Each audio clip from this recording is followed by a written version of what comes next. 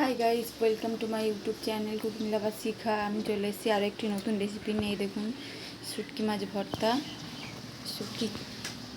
শুটকি চিংড়ি নিয়ে নিয়েছি, কুচো কুচো চিংড়িটা বেছে ধুয়ে নিয়েছি।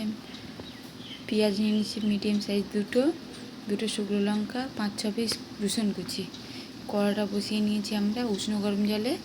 ভালো করে বেছে চিংড়িটা ধুয়ে পরিষ্কার করে নিয়েছি, যেহেতু চিংড়ি অনেক নোংরা থাকে, বালি থাকে।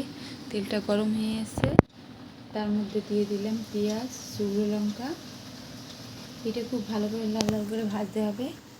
দেখুন হালকা ব্রাউন হয়ে গেছে, পেঁয়াজটা আমাদের পুরো ভাজা হয়ে গেছে। তার মধ্যে দিয়ে দেবো শুটকি চিংড়িটা দিয়ে ভালো করে কষিয়ে নেবো আমরা। এই যে আমাদের কষানো হয়ে গেছে চিংড়ি মাছটা, সেটা শিলে বেটে নেবো পরিমাণ মতো লবণ দিয়ে। যে যার পরিমাণ মতো লবণ দেবে, লবণ দিয়ে ভালো করে বেটে নেবে। এই দেখুন আমরা বেটে নিচ্ছি, বাটা আমাদের হয়ে গেছে। এই রান্নাটা যদি আপনাদের ভালো লেগে থাকে, লাইক কমেন্ট শেয়ার করে দেবেন। আর আমার চ্যানেল যদি ফার্স্ট টাইম হয়ে থাকে তাহলে সাবস্ক্রাইব করে যাবেন। এইভাবে একদিন শুটকি মাছ খেয়ে দেবে, খুব ভালো লাগে।